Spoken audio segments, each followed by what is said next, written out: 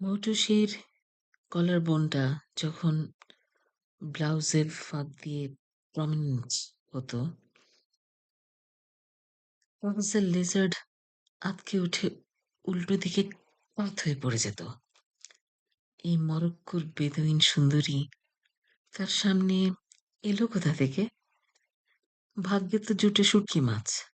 নিজে যেমন পচা শুটকি, তেমনি এক দুর্গন্ধময় শুটকিকে নিয়ে তার ইটিস পিটিস। ঘর করে না ওর সাথে, নাকি করে কে জানে। ঘরেতে কেউ থাকতেই চায় না তার সাথে। কিন্তু ১ ঘন্টার মধ্যে কি মৌটুসীকে তার ঘরে নিয়ে যাওয়া যায় না? কায়দা করতে হবে, বুদ্ধি আঁটতে হবে। অবশ্য বুদ্ধিতে তার থেকে পারদর্শী আর কে আছে? আজ যদিও পচা শুটকি বলেছে তাকে নিয়ে যেতে হবে কলেজে, প্রফেসর অজিত রয় চৌধুরীর সাথে দেখা করতে। এমফিলে ভর্তির সুযোগ পাওয়া যায় কিনা সেটা আলাপ করবে। এবার বলে প্রচুর ছেলেমেয়ে এমফিলে ভর্তি হয়েছে, রেকর্ড নাম্বার। তার মাঝে অম্বার ভাইয়ের যে বউটা আছে না, রত্না, সেও ভর্তি হয়েছে। প্রফেসর লিজার্ড কলেজে যাওয়ার পথে পুচিকে নিয়েই যাবে। প্রফেসর অজিতের অফিস তো তার কক্ষের পাশেই, বেশি দূরে না, সুতরাং অসুবিধা কি? আয়নার সামনে দাঁড়িয়ে মুখে পাউডার মাখতে মাখতে পিছনে ফিরে তাকালো পুচি। ধোঁয়ায় টান দিতে দিতে আনমনা হয়ে পুচির দিকে তাকিয়েই আছে প্রফেসর লিজার্ড, আর ভাবছে এ কেমন জিনিস জুটে আমার ভাগ্যে। পুচির বুকটা তো একেবারেই সমান। যায় না কি অপুষ্টিতে ভুগেছে, নাকি এই অবস্থায় বড় হয়েছে। তবে তাকে স্লিম বলা যায় না, শুটকি মানে তো শুটকি। এসব ভাবতে ভাবতেই পুচি বলে উঠল, কি ভাবছ আনমনা হয়ে? লিজার্ডের একটাই উত্তর, রেডি হয়ে থাকলে চলো।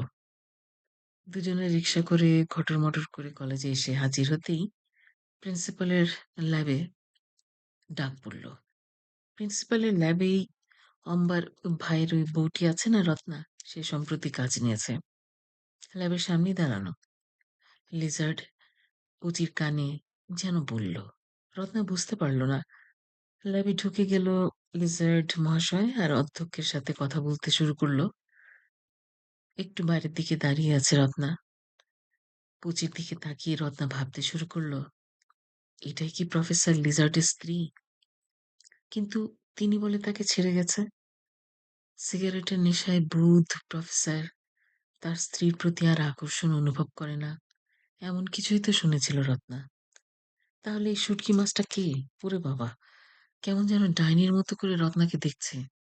রত্নাকে চেনে নাকি?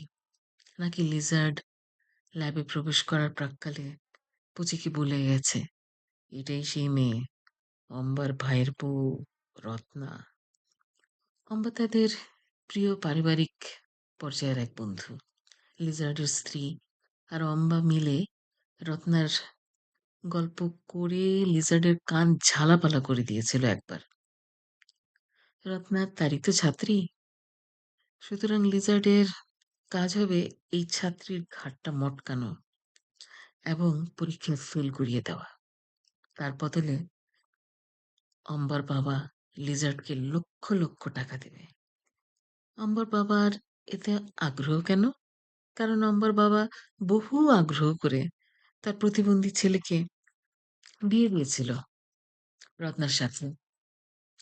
ছেলের বউ বলে কথা, চাকরের মতো থাকবে, মুখে টু শব্দ করবে না, তা না, বউখানা কিনা ভেগে গেল তার শ্বশুরের সকল প্ল্যান ভেস্তে দিয়ে। চেয়েছিল ছেলে যেহেতু লায়ক না, সে নিজে ছেলের বউকে ঘরে আটকে একদিন খেয়ে দিলেই তো কাজ সারা। পেটে বাচ্চা এনে দিলে বউ কি আর মুখ খুলবে?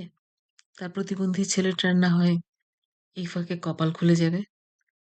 এসব প্ল্যানে প্রফেসর লিজার্ড বেশ সাহায্য করেছে। এক সাবজেক্টে গোল্লাও পাইয়ে দিয়েছে রত্নাকে।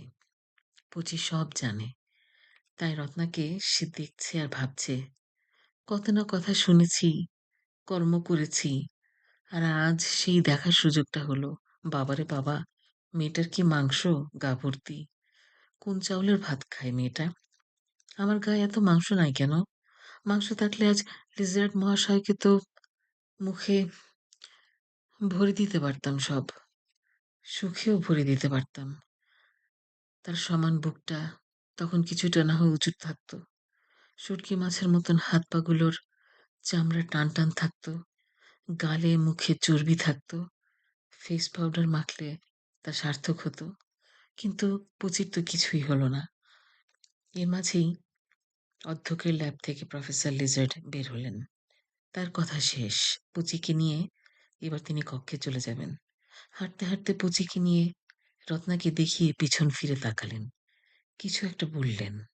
রত্না তাদের এসব কর্মকাণ্ড দেখে শুধু তাকিয়ে রইল।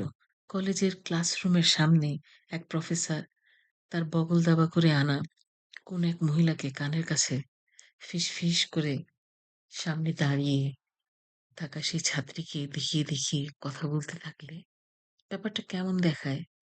এই বিষয়ে তাদের হুঁশ যেন তখন কাজ করছে না। সব হুঁশ তারা হারিয়ে ফেলেছে। রত্না তাহলে সাধারণ ছাত্রী নয়, তাদের কোনো এক গোপন গল্পের নায়িকা। এই ভেবে রত্না বেশ আফসোস লাগলো। লিজার্ড সাপের মতো পেঁচানো, ভীষণ ছিপছিপে লম্বা একজন ব্যক্তি, ব্যক্তিত্ববান ব্যক্তি, মুখে সবসময় নায়ক সুলভ সিগারেটের ধোঁয়া উড়েই চলছে। পাশে তার বগল দাবা করা আরেকটা তার মতো শুটকি মাছ। শুটকিদের ভাগ্যতে শুটকিই জুটে। আর তাই বিভাগের সুন্দরী ছাত্রী, মরক্কান সেই বেদুইন, মৌটুসির কলার বোন, কোমরের বাঁক, শাড়ি পরার দিন আঁচলের ফাঁক দিয়ে পেটের নিচে নাভির চামড়ার এক ঝলক মাঝে মাঝে বের হয়ে পড়লে তা দেখে ফেলা, এবং দেখে লিজার্ডের ফনাটা যখন হিস হিস করে উঠে, তখন লিজার্ডের শুধু ওই একটা কথাই মনে পড়ে, শুটকির পচে যাওয়া সামনের পিছনের শরীর তার আর কেন জানি ভালো লাগে না। এমনকি মৌটুসিকে কল্পনা করেও যে শুটকিকে ছুবে সে রুচিও হয় না। প্রাক্তন স্ত্রী বলে গেছে লিজার্ড মহাশয় একদম মানব না, একেবারেই অক্ষম। কিন্তু লিজার্ড নিজে জানে সে কতটা সক্ষম। যদি মৌটুসিকে কায়দা করে একবার চাপটে ধরতে পারে, তাহলে তার শরীরে প্যাঁচ দিয়ে এমন চ্যাপ্টা করে দিবে, কেউ বলতে পারবে না যে সে অক্ষম।